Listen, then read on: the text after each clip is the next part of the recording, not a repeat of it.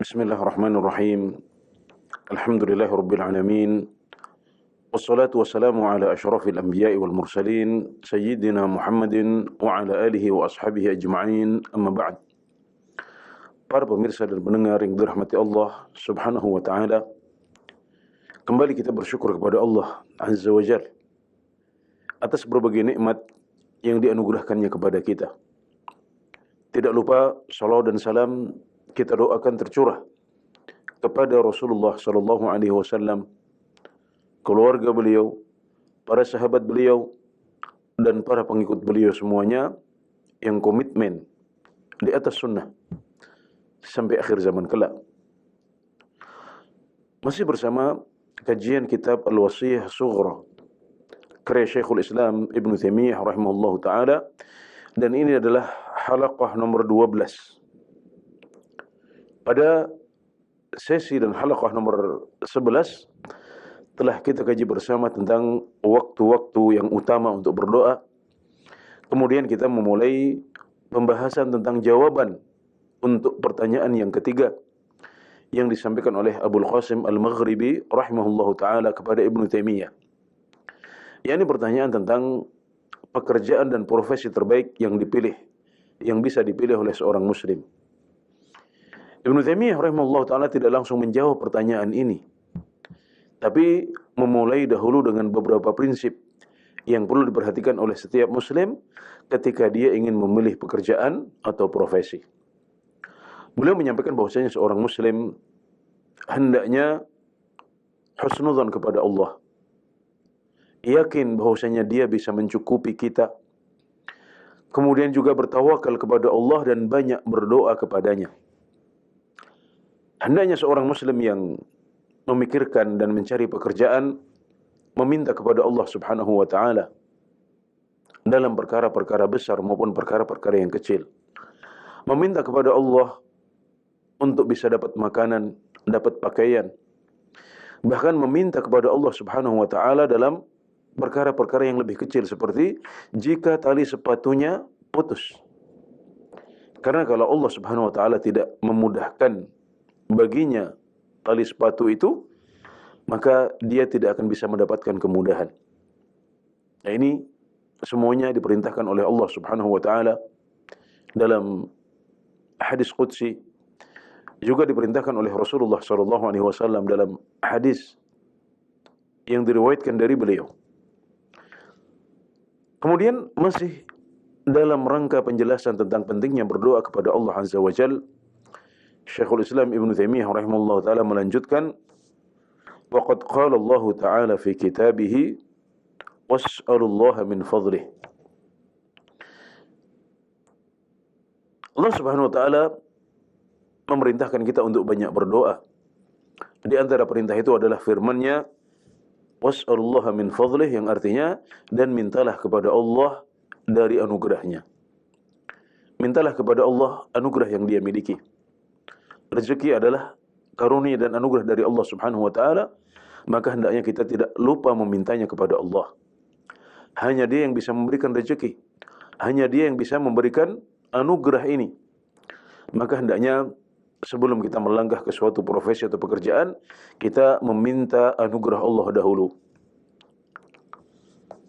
Ini adalah potongan dari surat An-Nisa ayat 32. Wa qala subhanahu فَإِذَا قُضِيَتِ الصَّلَاةُ فَانْتَشِرُوا فِي الْأَرْضِ وَابْتَغُوا مِنْ فَضْلِ اللَّهِ. Allah Subhanahu wa taala juga berfirman, maka jika salat telah ditunaikan, maka menyebarlah di muka bumi dan mintalah dari anugerah Allah Subhanahu wa taala. Menyebarlah ke muka bumi dan kejarlah anugerah dari Allah Subhanahu wa taala. Dalam ayat ini kita diperintahkan, kalau kita sudah menyelesaikan tugas kita berupa ibadah salat Jumat, kita diperintahkan untuk menyebar, mengejar rezeki, mengejar anugerah dari Allah Subhanahu wa taala. Jadi dimulai dengan menunaikan kewajiban kita dulu kepada Allah Subhanahu wa taala. Kalau sudah ditunaikan, baru kita menyebar untuk mencari rezeki dan anugerah dari Allah Subhanahu wa taala. Beliau mengatakan, dan ayat ini meskipun turunnya tentang sholat Jumat. Meskipun konteksnya tentang sholat Jumat, tapi maknanya mencakup semua sholat. Jadi perintah untuk mencari rezeki ini tidak hanya setelah kita selesai sholat Jumat saja. Tapi kapanpun kita sudah menyelesaikan ibadah kita kepada Allah Subhanahu wa Ta'ala, maka kita dianjurkan untuk menyebar ke berbagai penjuru bumi, ya, untuk mencari rezeki dan anugerah dari Allah Subhanahu wa Ta'ala. Jadi jangan lupa untuk meminta kepada Allah Subhanahu wa Ta'ala agar anugerahnya turun kepada kita. Kemudian jangan lupa untuk ikhtiar, mengambil sebab untuk mengejar rezeki itu dengan menjalani pekerjaan-pekerjaan yang terbuka di depan mata kita. Karenanya, kata beliau, oleh karena itu Nabi Muhammad SAW memerintahkan orang yang masuk ke masjid untuk mengucapkan Allahumma ftahli abwaba rahmatika. Sedangkan orang yang keluar dari masjid, dia diperintahkan untuk mengucapkan Allahumma inni as'aluka min fadlik. Sedangkan untuk mereka yang keluar dari masjid, doanya adalah Allahumma ftahli abwaba min fadlika. Ya Allah, bukakanlah untukku pintu-pintu anugerahmu. Jadi, kenapa saat masuk masjid yang diperintahkan adalah meminta rahmat kepada Allah Subhanahu wa Ta'ala. Sedangkan saat kita keluar dari masjid yang diperintahkan adalah kita meminta anugerah Allah Subhanahu wa Ta'ala. Karena masjid adalah tempat untuk beribadah kepada Allah Subhanahu wa Ta'ala. Masjid adalah tempat untuk beramal soleh. Dan amal soleh ini yang akan menjadi penyebab turunnya rahmat Allah Subhanahu wa Ta'ala sehingga kita masuk surga. Ini terkait dengan sabda Nabi Muhammad SAW, innakum la tadkhuluna al-jannata bi'amalikum. Sungguh kalian tidak akan masuk surga dengan amalan-amalan kalian. Para sahabat bertanya, wahai Rasulullah, wala anta, tidak juga engkau wahai Rasulullah. Wala ana illa an yataghammadani Allahu birahmatih. Tidak juga saya, kecuali kalau Allah Subhanahu wa Ta'ala melimpahkan rahmatnya kepada saya. Jadi yang membuat seseorang bisa masuk surga adalah rahmat Allah Subhanahu wa Ta'ala, bukan amalan kita. Para ulama menafsirkan bahwasanya untuk masuk surga itu dengan rahmat Allah Subhanahu wa Ta'ala. Adapun untuk menentukan di mana kita berada di surga, di tingkat mana, di level berapa, maka di situ amalan kita yang baru menentukan. Adapun masuk surganya maka dengan rahmat Allah Subhanahu wa Ta'ala. Dan rahmat Allah itu kita kejar di masjid. Allahumma ftahli abwaba rahmatika, ya Allah, bukakanlah untukmu pintu-pintu rahmatmu.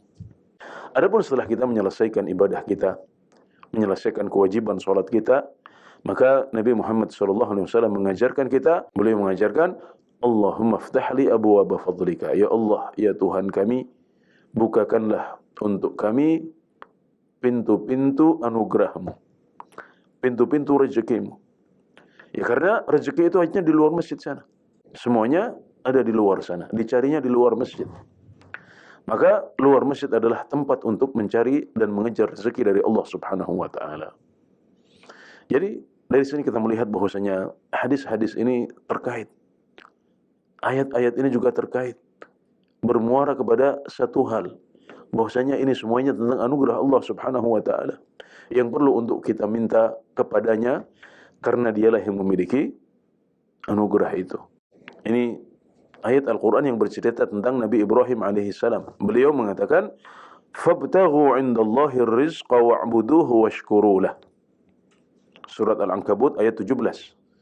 Fabtaghu indallahi rizqa. Maka kejarlah rezeki di sisi Allah.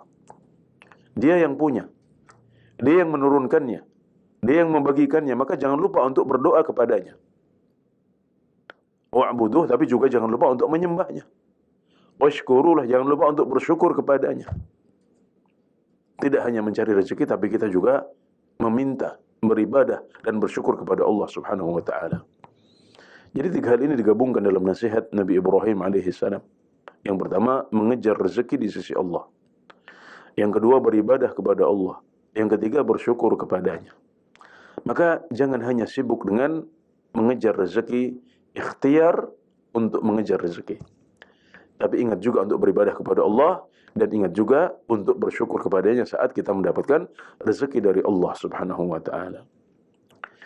Dan ini adalah perintah yang disampaikan oleh Nabi Ibrahim alaihi salam, yang diperintahkan oleh Allah Subhanahu wa taala langsung, was'alullaha min fadlih. Kemudian perintah Allah dalam surat Al-Jum'ah, fa idza qudiyatis shalatu fantashiru fil ard wabtaghu min fadlillah. Ini semuanya adalah perintah. Dan dalam kajian usul fikih, perintah itu hukum dasarnya adalah wajib. Kalau ada sebuah perintah dari Allah Subhanahu wa taala atau perintah dari Rasulullah sallallahu alaihi wasallam, maka pada dasarnya perintah ini ditafsiri mengandung makna wajib. Artinya wajib bagi kita untuk meminta rezeki kepada Allah. Wajib bagi umat Islam untuk berdoa kepada Allah Subhanahu wa taala agar rezeki turun darinya.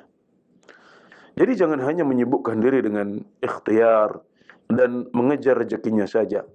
Jangan hanya sibuk dengan menjalani profesinya saja, tapi juga minta rezeki, minta anugerah kepada Allah Subhanahu wa taala. Dan ini maknanya adalah wajib. Karena hukum dasar perintah adalah ditafsiri dengan kandungan makna wajib. Jadi intisari dari ini semuanya adalah bahwasanya kita diperintahkan untuk meminta rezeki dan anugerah kepada Allah Subhanahu wa taala, dan perintah ini sifatnya wajib.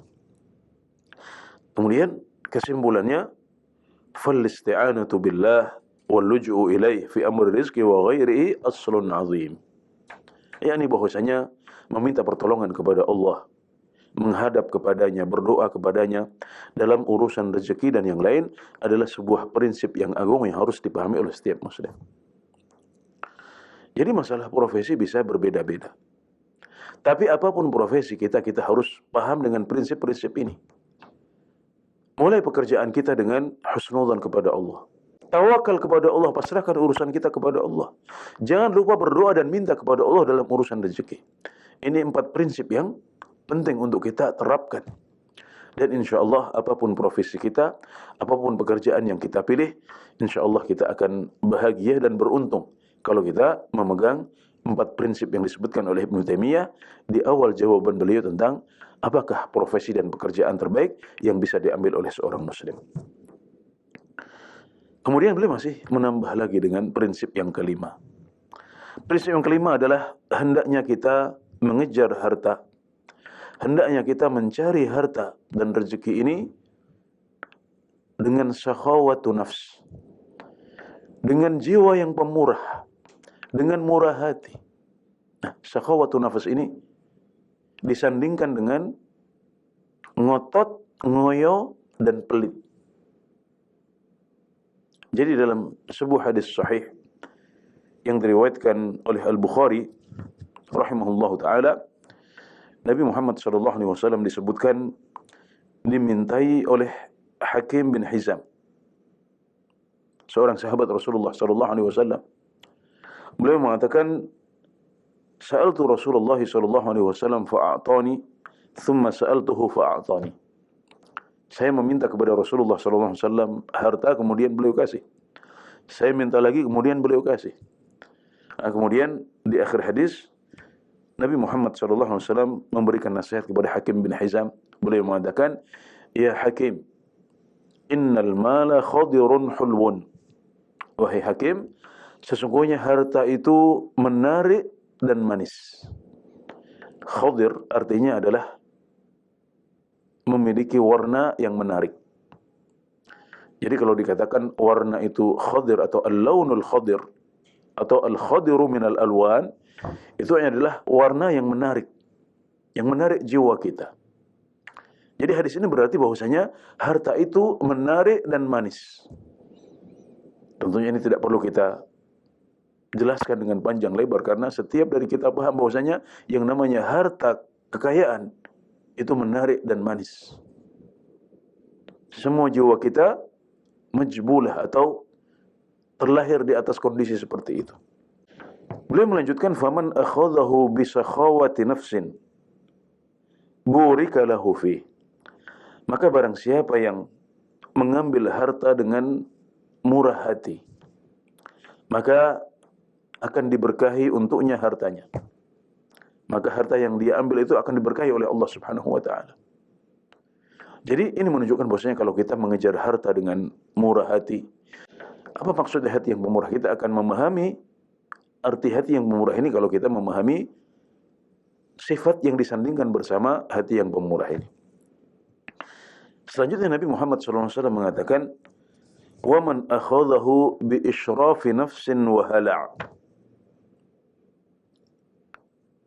لَمْ يُبَارَكْ لَهُ فِيهِ وَكَانَ كَالَّذِي يَأْكُلُ وَلَا يَشْبَعْ. Sebaliknya kalau seseorang mengejar harta dengan ngotot dan ngoyo, itu israf. Dengan tamak, ngotot dan ngoyo. Hala itu pelit.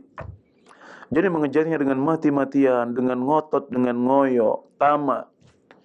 Kemudian saat melepas harta kita pelit, ya, kikir, tidak mau mengeluarkan harta kita meskipun yang wajib.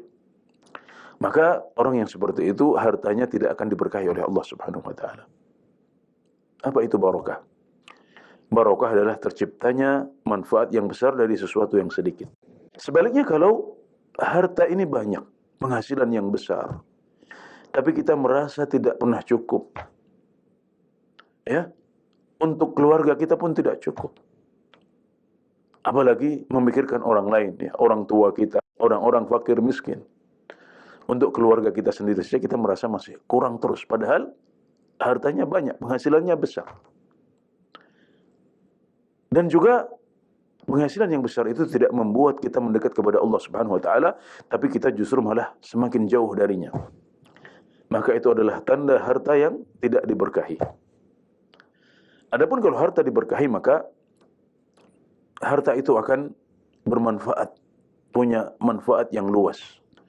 Kalau hasilnya banyak, juga manfaatnya lebih besar lagi. Jadi harta barokah itu tidak harus kecil. Tapi kalau dia sedikit, maka dia manfaatnya luas. Nah, bagaimana cara mewujudkan barokah dalam harta kita? Di sini Nabi Muhammad SAW menyebutkan salah satu kuncinya. Kuncinya adalah dengan mengejar harta itu dengan tidak tamak. Jangan terlalu ngoyo. Jangan terlalu mati-matian. Kemudian saat sudah dapat harta, maka jangan kemudian kita pelit dan lupa dengan hak-hak Allah, hak-hak fakir miskin, hak-hak orang lain yang lebih membutuhkan. Nah, itu adalah kunci barokah harta. Sebaliknya kalau kita mengejar harta dengan ngoyo, dengan ngotot, dengan mati-matian, sampai meninggalkan kewajiban-kewajiban agama kita. Kemudian setelah mendapatkan hartanya, kita lupa dengan hak-hak Allah, lupa dengan orang lain, kita menjadi pelit dan kikir. Maka itulah sebab diangkatnya barokah dari harta kita. Dan seorang muslim tidak hanya berpikir tentang harta yang banyak dan pendapatan yang besar. Dia akan berpikir bagaimana harta itu menjadi barokah. Kalau penghasilannya sedikit, tetap barokah, manfaatnya luas. Demikian juga kalau penghasilannya besar, maka semakin luas lagi manfaat yang bisa diwujudkan dengan harta yang banyak itu. Jadi hendaknya seorang muslim mengambil harta dan mengejar harta dengan jiwa yang pemurah, agar dia diberkahi dalam hartanya. Dan janganlah dia mengambil harta itu dengan mati-matian dan pelit. Bal yakunul malu indahu bimanzilatil khala. Tapi hendaknya dia menjadikan harta itu seperti dia memposisikan toilet. Jadi jangan sampai harta ini menguasai hati kita. Jangan kita meletakkannya di dalam hati kita. Tapi cukup kita menggenggamnya di tangan, cukup di rekening, ya, cukup di tangan kita. Jangan sampai harta itu masuk ke dalam hati kita, kemudian merusak hati kita. Ya, ini yang beliau sampaikan di sini. Bal yakunul malu indahu bimanzilatil khala. Hendaknya harta itu kita posisikan seperti kita memposisikan khala, yaitu toilet. Bagaimana kita memposisikan toilet? Toilet itu kita butuhkan. Kalau kita tidak punya toilet di rumah, kita repot, kita susah. Saat buang hajat kita harus keluar, pergi ke tempat yang jauh, tidak nyaman, apalagi kalau malam-malam hari. Maka kita harus punya harta, sebagaimana kita di rumah harus punya toilet. Tapi kapan kita pergi ke toilet? Kita pergi ke toilet saat kita sedang butuh saja. Saat kita sedang ingin buang hajat, kita masuk toilet. Kalau bukan karena hajat, kita nggak ingin masuk ke toilet. Itu bukan tempat favorit kita. Sebaliknya kalau kita sudah menyelesaikan hajat kita dalam toilet, maka kita tidak mau berlama-lama di situ. Sudah secukupnya saja, kemudian segera kita keluar. Karena itu bukan tempat favorit, bukan tempat yang nyaman, bukan tempat yang bersih, bukan tempat yang wangi. Bahkan ada banyak setan di situ. Maka hendaknya kita menempatkan harta sebagaimana kita memposisikan toilet. Kita perlu punya harta, tapi jangan sampai harta menguasai kita. Sebagaimana kita perlu untuk punya toilet, karena kalau kita tidak punya toilet, kita akan repot. Demikian juga kalau kita tidak punya harta, kita akan repot. Bagaimana kita memenuhi kebutuhan-kebutuhan kita? Bagaimana kita membahagiakan pasangan kita? Bagaimana kita akan mencukupi kebutuhan anak-anak kita, keluarga kita? Kalau kita tidak punya harta, repot. Maka setiap muslim harus punya harta. Tapi tempatkan harta seperti toilet. Cukup di tangan kita, cukup di rekening kita. Jangan sampai harta itu kita masukkan dalam hati, kemudian menguasai dan merusak hati kita. Jadi cukup kita memposisikannya sebagaimana kita memposisikan toilet. Kita harus punya, tapi dia tidak menjadi favorit kita, tidak menjadi tempat yang kita rindukan, tapi kita hanya masuk ke dalam toilet saat kita butuh saja, dan begitu selesai kita segera keluar dari toilet. Jadi tanpa kita menempatkan toilet pada posisi yang tinggi dalam hati kita. Tidak. Kita butuh tapi sekedarnya saja. Tidak perlu kita masukkan dalam hati kita. Tidak perlu kita agungkan dalam hati kita. Demikian juga dengan harta. Kita butuh, kita repot kalau tidak punya harta. Tapi jangan posisikan harta memiliki kedudukan yang tinggi dalam hati kita, karena itu akan bahaya. وَالسَّعْيُ فِيهِ إِذَا سَعَى كَإِصْلَاحِ الْخَلَى. Demikian juga saat kita keluar untuk mencari rezeki, saat kita keluar untuk mengejar harta, maka itu seperti kita sedang memperbaiki toilet kita. Ya. Toilet kita mungkin sedang butuh renovasi, butuh perbaikan, maka kita memperbaikinya. Begitu juga saat harta kita berkurang, kebutuhan kita lebih banyak, misalnya di bulan-bulan tertentu, maka kita perbanyak kerja kita. Kita lebih giat dalam mencari rezeki. Sebagaimana kebutuhan kita untuk memperbaiki toilet yang ada di rumah kita. Maka Masya Allah, ini adalah prinsip yang kelima yang diajarkan oleh Ibnu Taimiyah, sang penulis kitab kita ini. Dan ini adalah sebuah prinsip yang agung. Hendaknya seorang muslim pintar-pintar dalam menempatkan harta dalam hatinya. Hendaknya dia mengejar harta dengan hati yang pemurah. Jangan terlalu ngotot dan mati-matian dalam mengejarnya. Kemudian ketika sudah dapat, jangan kemudian dia kikir dan pelit. Melupakan hak-hak Allah, melupakan hak-hak fakir miskin. Demikian juga hendaknya kita menempatkan harta ini sebagaimana kita memposisikan toilet. Kita butuh, kalau tidak punya kita akan repot. Tapi jangan sampai kita mengagungkan toilet atau mengagungkan harta. وفي الحديث المرفوع الذي رواه الترمذي وغيره من أصبح والدنيا أكبر همه شتت الله عليه شمله وفرق عليه ضيعته ولم تأته من الدنيا إلا ما كتب له. Barang siapa yang memasuki waktu pagi dalam keadaan dunia adalah obsesi utamanya. Kalau dia memasuki waktu pagi dalam keadaan obsesi terbesarnya adalah dunia, dunia, dunia. Apa yang Rasulullah SAW janjikan? Allah Subhanahu wa taala akan mencerai-beraikan urusannya. Allah Subhanahu wa taala akan menggagalkan usahanya. Dan tidak akan datang kepadanya dunia kecuali apa yang ditakdirkan oleh Allah Subhanahu wa taala. Tidak akan datang kepadanya dunia kecuali yang telah Allah tuliskan. Jadi kalau kita memasuki waktu pagi dengan menggantungkan dunia, menjadikan dunia sebagai obsesi terbesar kita, maka kita justru akan merugi, karena Allah Subhanahu wa taala berjanji akan mencerai-beraikan urusan kita, menggagalkan usaha kita. Doi'ah di sini artinya adalah penghasilan atau bisnis atau urusan atau pertanian. Jadi intinya Allah Subhanahu wa taala akan mencerai-beraikan pekerjaan dan urusan kita.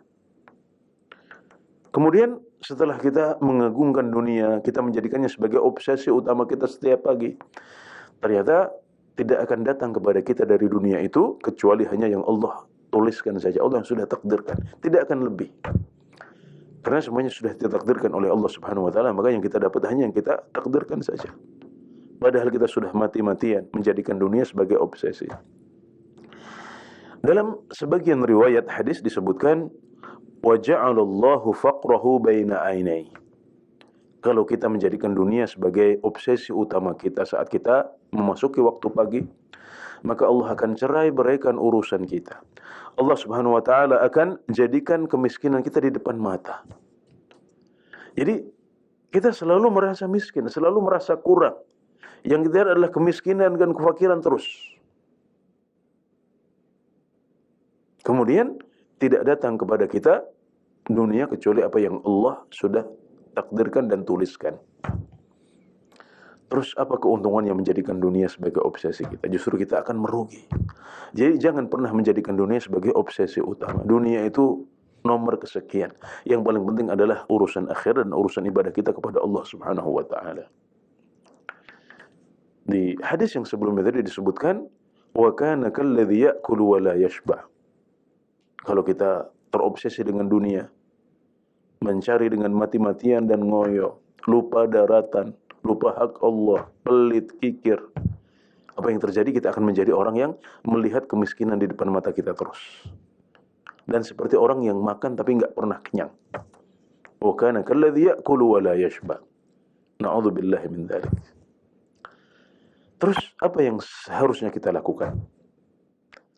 Sebaliknya, hendaknya kita menjadikan akhirat sebagai obsesi utama kita setiap pagi. Di akhir hadis, Nabi Muhammad SAW mengatakan, وَمَنْ أَصْبَحَ وَالْآخِرَةُ أَكْبَرُ هَمِّهِ. Adapun mereka yang memasuki waktu pagi dalam keadaan akhirat adalah obsesi utamanya. Akhirat adalah perkara yang terus dia pikirkan. Akhirat menjadi beban pikiran dia. Maka ada 3 hal yang dijanjikan oleh Allah Subhanahu wa taala. Yang pertama, jama'allahu alaihi syamlah. Allah Subhanahu wa taala akan mengumpulkan untuknya urusannya yang telah tercerai-berai. Urusan-urusan dia yang pernah gagal, yang kesulitan, ada masalah di sana sini, Allah bereskan urusan-urusan itu. Wa ja'ala ghinahu fi qalbi. Allah akan jadikan kekayaan dia di hatinya. Kalau kita sudah punya qanaah, punya kekayaan di hati ini, maka berapapun yang kita dapat, kita akan qanaah dan bersyukur kepada Allah Subhanahu wa taala sehingga kita merasa kaya. Dikasih sedikit, kita merasa kaya. Dikasih banyak, kita juga tetap merasa kaya. Tidak pernah merasa kurang. Nah, inilah hal-hal seperti inilah yang perlu diperhatikan oleh setiap muslim. Jadi tidak selalu dengan nominal yang besar. Kadang-kadang nominal yang lebih kecil. Tapi kita merasa cukup, merasa kaya.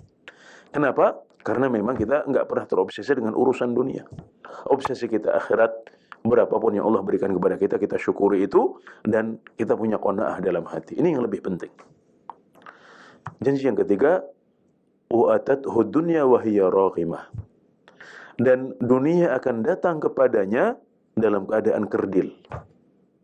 Jadi kalau orang yang terobsesi oleh dunia, dunia tidak datang kepadanya kecuali hanya Allah kecuali hanya yang sudah ditakdirkan oleh Allah Subhanahu wa taala, maka orang yang obsesinya akhirat itu dunia akan datang kepadanya dalam keadaan kerdil.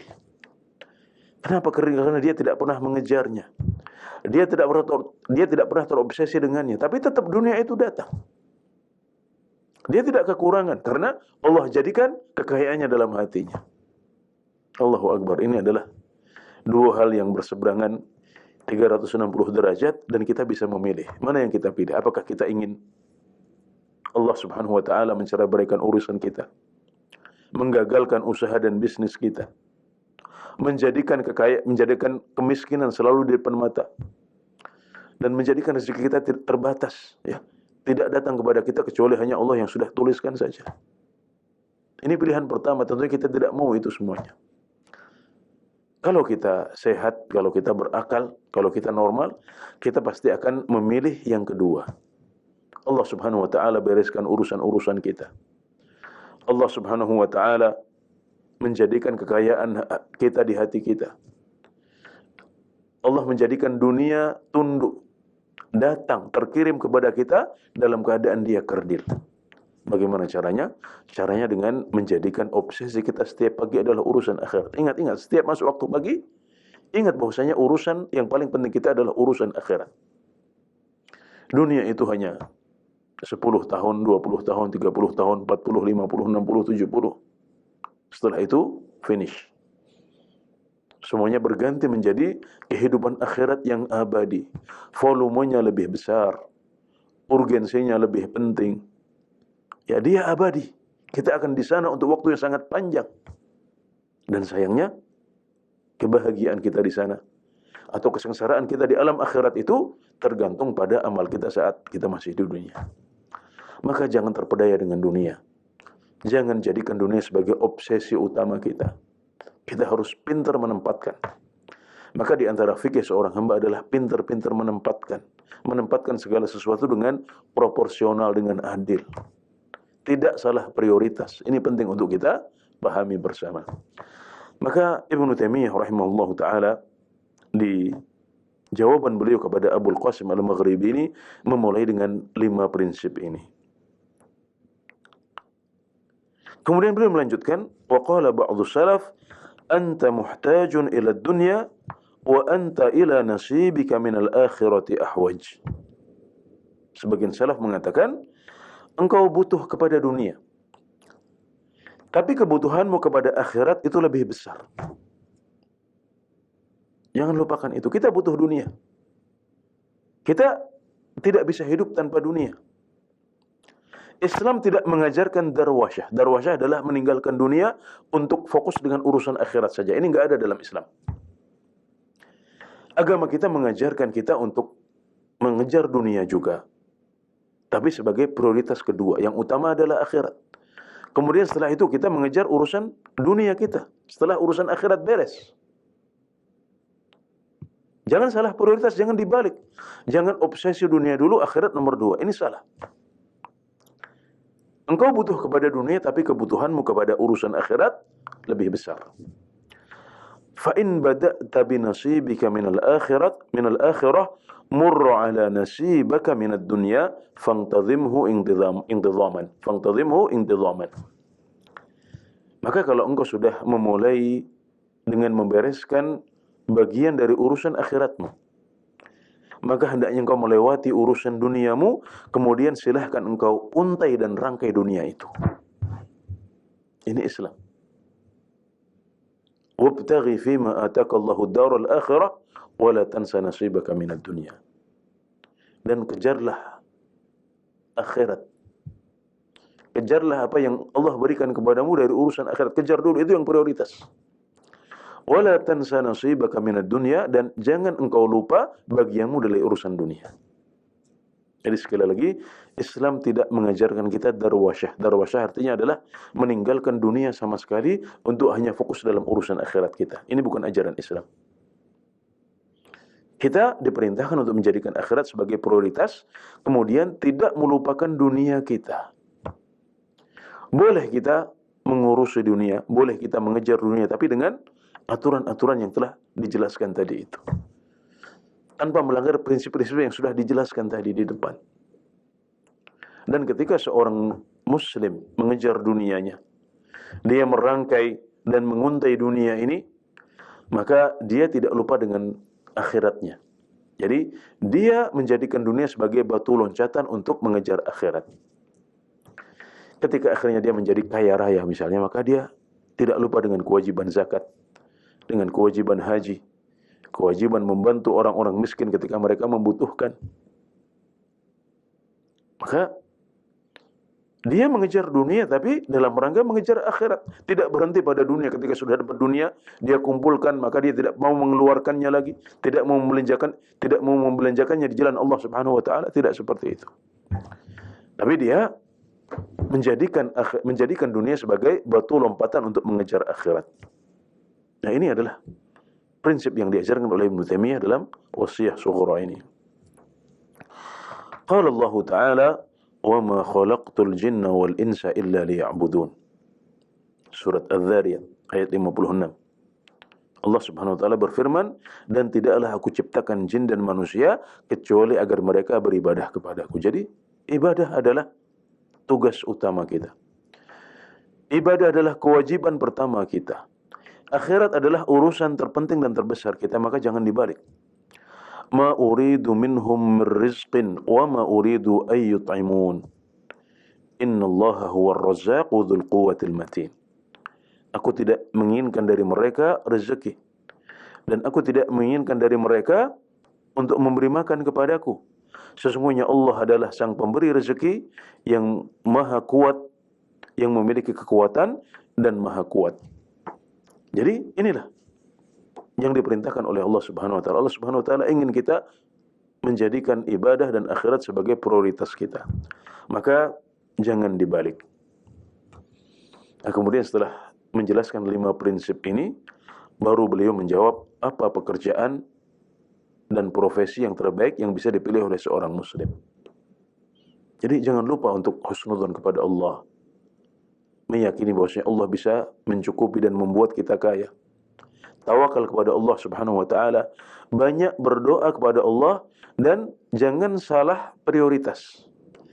Tempatkan dunia secara proporsional, jangan lebihkan dia dibanding dengan urusan akhirat. Baru kemudian beliau menjawab pertanyaan Abul Qasim tentang profesi terbaik.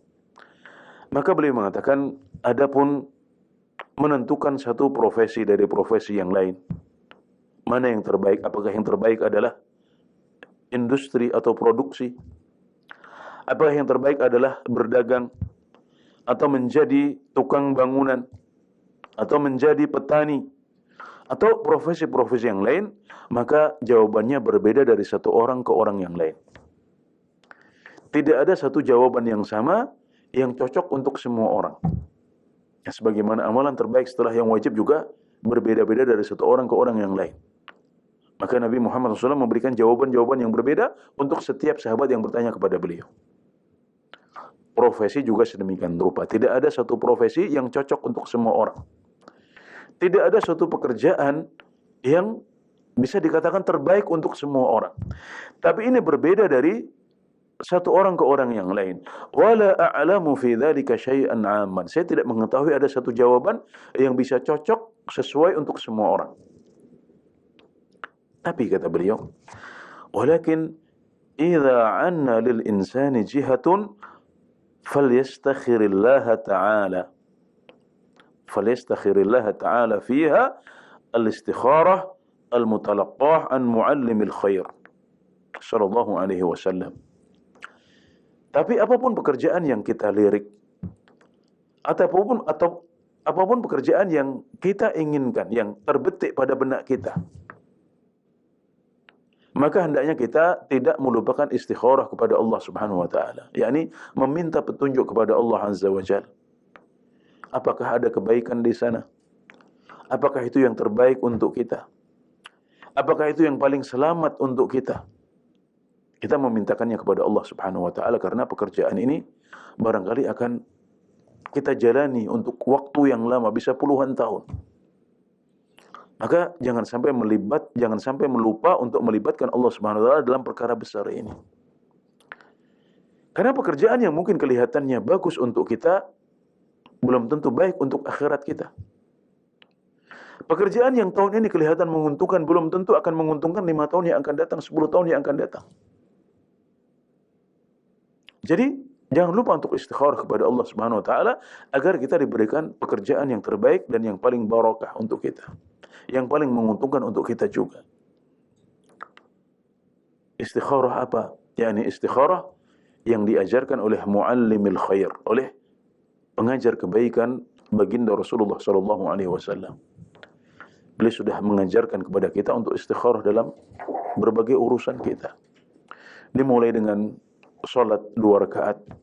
Kemudian kita meminta kepada Allah Subhanahu wa taala dengan berdoa, doa yang masyhur untuk istikharah. Allahumma inni astakhiruka bi'ilmika wa astaqdiruka biqudratika fa innaka taqdiru wa la aqdir wa ta'lamu wa la a'lam wa anta 'allamul ghuyub. Allahumma in kunta ta'lam anna hadhihi al-mihnah, kita sebutkan profesinya apa, khairun li fi dini wa dunyaya wa ma'ashi wa 'aqibati amri faqdurhu li wa yassirhu li thumma barik li fihi. Kita meminta kepada Allah Subhanahu wa taala yang Maha Tahu, yang Maha Berkuasa, untuk memberikan petunjuk kepada kita.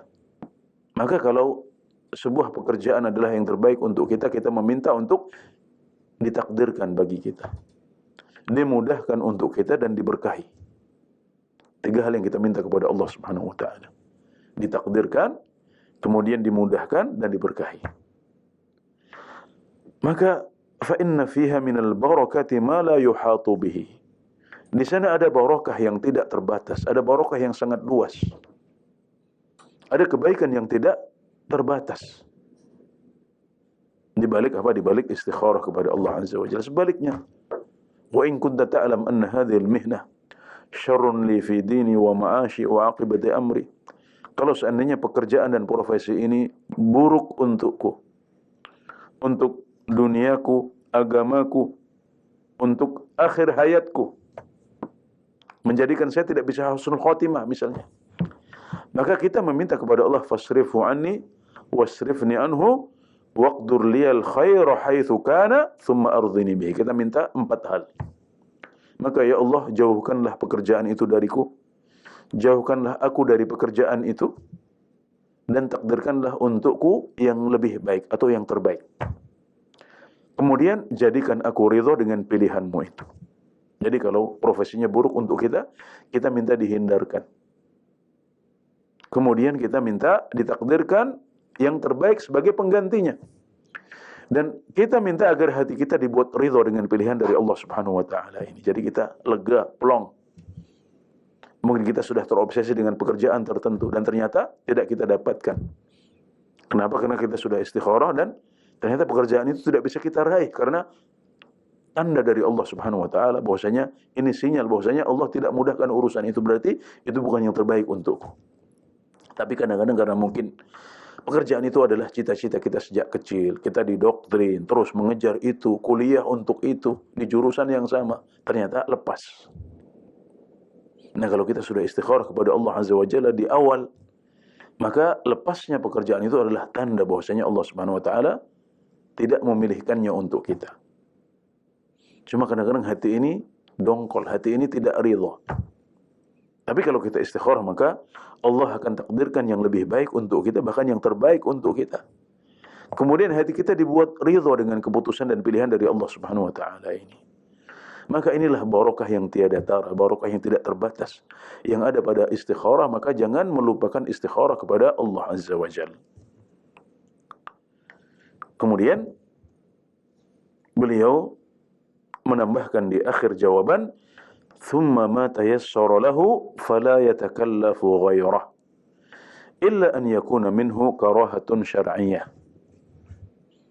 Jadi ini prinsip yang keenam ya. Prinsip yang keenam adalah hendaknya kita tidak melupakan istikharah. Setelah kita pintar menempatkan dunia, menempatkan pekerjaan pada proporsinya yang adil, tidak salah prioritas, kemudian santai ya, pekerjaan apapun kalau kita dasari dengan prinsip-prinsip ini, maka dia akan baik untuk kita. Dan prinsip yang selanjutnya adalah yang keenam adalah jangan melupakan istikharah kepada Allah Azza wa Jalla.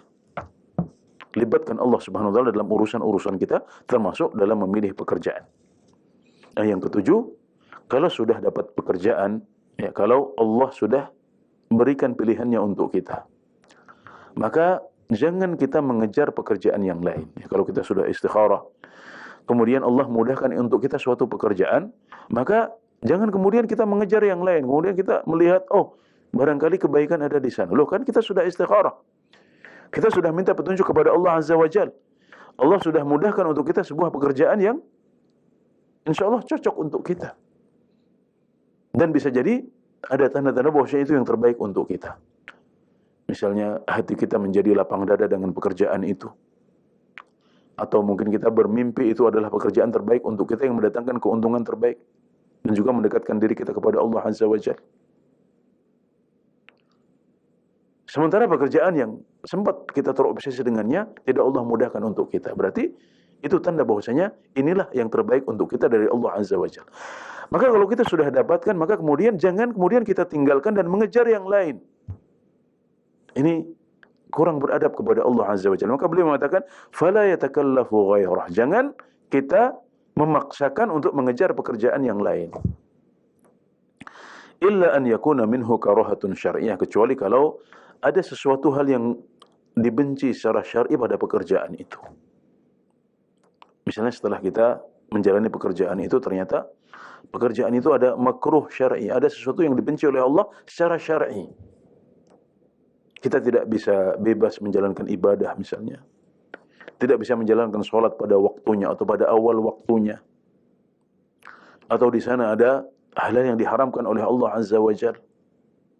Nah, maka kalau ada karahatun syar'iyyah, kalau ada sesuatu yang dibenci secara syariat, baru kita disyariatkan untuk berpindah mencari pekerjaan yang lain. Adapun kalau tidak ada makruh syar'i, tidak ada sesuatu yang makruh atau dibenci secara syariat, maka hendaknya kita bertahan pada pekerjaan yang sudah kita dapatkan dan kita peroleh setelah kita beristikharah kepada Allah Azza wa Jalla. Nah, jadi ini adalah 7 prinsip yang diajarkan oleh Syekhul Islam Ibn Taimiyah tentang pekerjaan. Ya, kita bisa ringkas. Yang pertama adalah husnudzan kepada Allah Azza wa Jalla. Yang kedua, meyakini bahwasanya Allah Subhanahu wa taala mampu untuk mencukupi dan membuat kita kaya. Kemudian tawakal kepada Allah Azza wa Jalla yang ketiga. Yang keempat, berdoa kepada Allah Azza wa Jalla dalam perkara-perkara besar maupun perkara-perkara kecil. Yang kelima, tempatkan dunia dan pekerjaan sesuai dengan proporsinya. Jangan berikan dia proporsi yang terlalu besar, kita agungkan sehingga kita menjadi salah prioritas. Ini yang kelima. Yang keenam adalah libatkan Allah dalam istikharah untuk memilih pekerjaan. Dan yang keenam, kalau sudah dapat pekerjaan, maka jangan tinggalkan untuk mengejar pekerjaan yang lain, kecuali jika ada sesuatu yang makruh secara syar'i atau dibenci secara syar'i dalam pekerjaan yang sudah kita jalani itu. Adapun apa profesinya, maka ini berbeda dari satu orang ke orang yang lain, dan tidak ada jawaban yang cocok.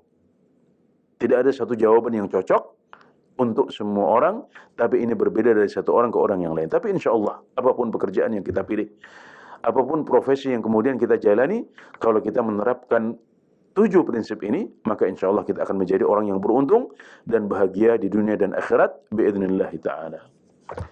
Para pemirsa yang dirahmati Allah Subhanahu wa taala, dengan demikian kita sudah menyelesaikan pembahasan tentang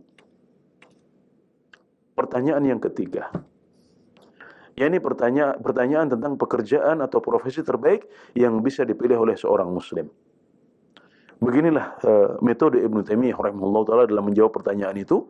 Beliau tidak langsung memberikan jawabannya ya, secara harfiah, tapi beliau memulai dengan menjelaskan prinsip-prinsip yang 7 ini dahulu.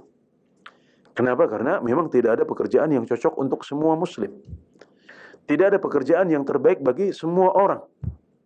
Ini berbeda dari satu orang ke orang yang lain. Tapi dengan menjalani 7 prinsip yang beliau jelaskan ini, maka insya Allah apapun pekerjaan yang kita jalani, insya Allah akan ada barokah di sana. Kita akan sukses dan bahagia dalam dunia dan akhirat kita biidznillah ta'ala. Barangkali ini yang bisa kami sampaikan. Barangkali ini yang bisa kami sampaikan pada kesempatan sore hari ini.